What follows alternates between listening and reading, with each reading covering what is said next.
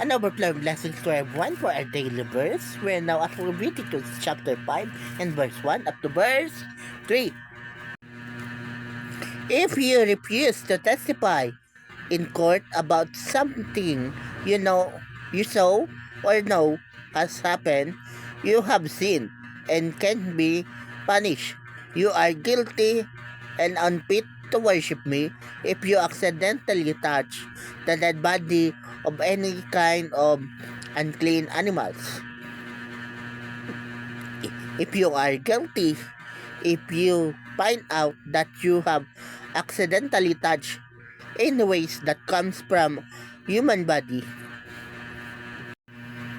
So, one of the highlights of this passage is the responsibility of a witness. Okay?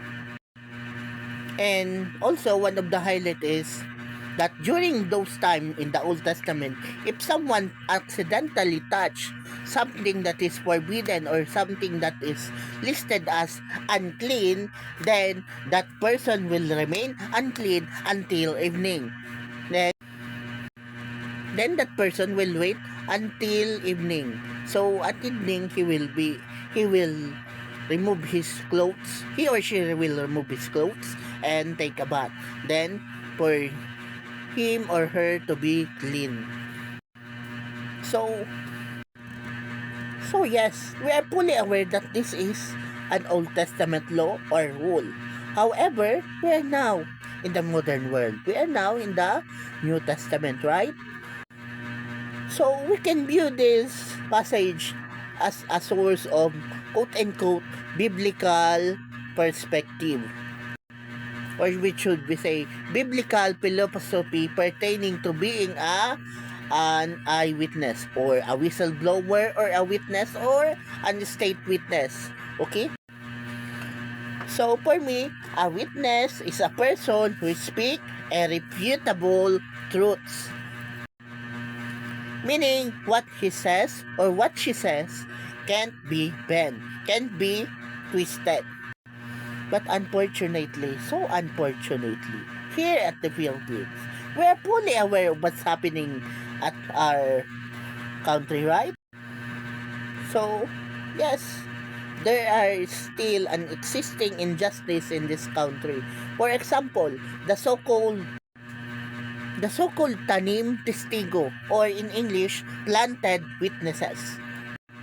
Meaning that person was paid to take the witness stand despite the fact that he or she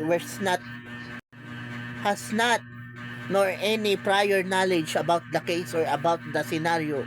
So that witness is automatic a false witness, right?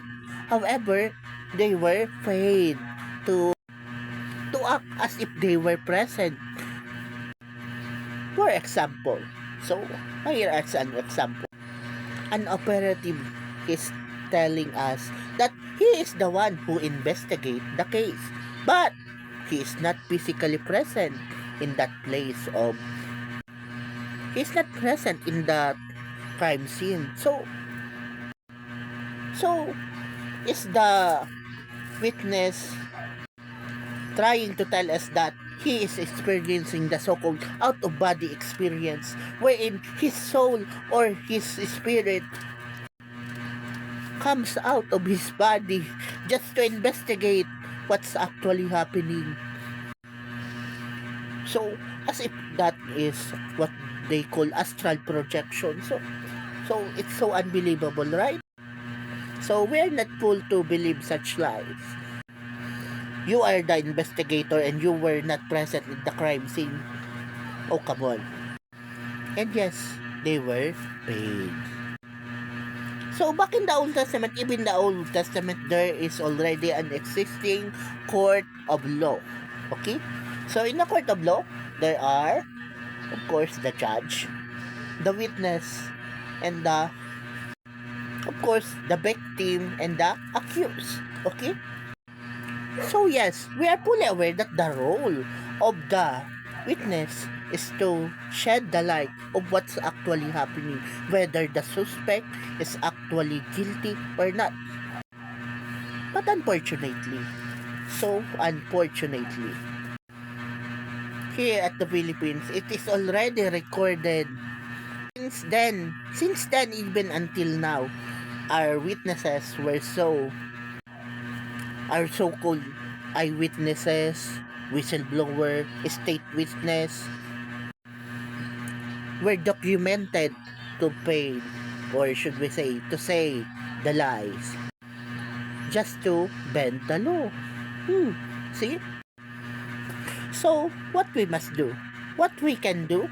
We as a country, we as a nation of God. So, the only thing we can do is to plead to God directly. If we can plead to the authorities because they were also involved, of course they are involved, then someone is higher than them, okay? And that's God. We can plead to God for them to be punished, okay? Yes, we may be thinking that why is it that they don't experience the punishment yet?